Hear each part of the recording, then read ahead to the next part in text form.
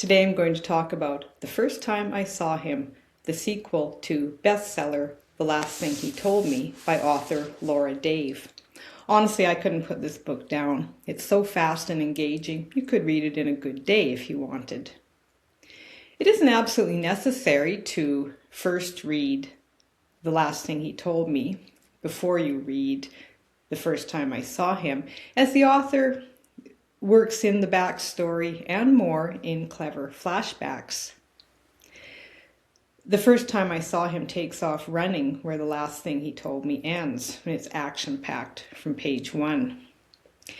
Hannah's new artisan wood exhibition is interrupted when her husband Owen, who went into hiding over 5 years ago after turning evidence against an organized crime family, suddenly and very briefly shows up in disguise.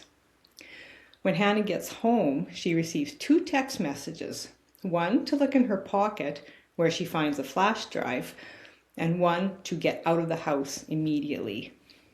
As you remember from The Last Thing He Told Me, not only has Owen had to disappear, but Hannah's and their daughter Bailey's lives have also been at risk, necessitating constant caution and hypervigilance and constant surveillance by security. The text messages force Hannah and Bailey to drop everything and go on a cat and mouse chase to save their lives. There's plenty of smart twists and turns to this plot. Hannah and Bailey have long had an action plan in place just for this moment, but there's also clearly someone else assisting their escape.